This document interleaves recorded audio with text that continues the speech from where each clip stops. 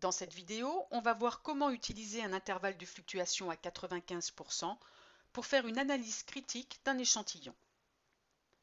On lance 30 fois de suite une pièce de monnaie dans les mêmes conditions. Sur les 30 lancées, on obtient 21 fois pile.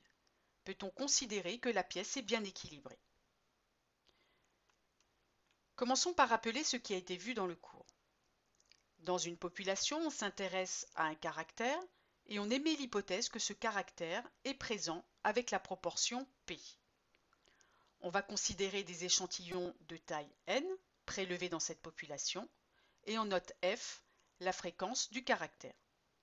Si n est plus grand que 25 et si p est compris entre 0,2 et 0,8, alors l'intervalle p-1 sur racine de n, p plus 1 sur racine de n contient au moins 95% des fréquences f observées dans les échantillons de taille n.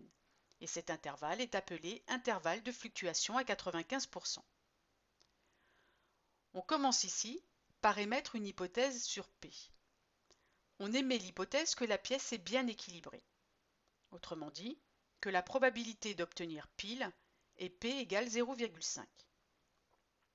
On va maintenant déterminer un intervalle de fluctuation à 95% pour les échantillons de taille n que l'on considère. Ici, n, la taille de l'échantillon, c'est 30. 30 est plus grand que 25. P est égal à 0,5 et 0,5 est bien compris entre 0,2 et 0,8. On peut donc utiliser l'intervalle de fluctuation à 95%, P-1 sur racine de n, P plus 1 sur racine de n. On calcule P-1 sur racine de n en remplaçant P par 0,5 et n par 30. On obtient environ 0,3174. On calcule P plus 1 sur racine de n et on obtient environ 0,6826. Il faut bien faire attention aux valeurs approchées que l'on choisit pour les deux bornes de l'intervalle. Voici représenté sur la droite des réels cet intervalle de fluctuation à 95%. Il contient au moins 95% des fréquences f observées dans les échantillons de taille n.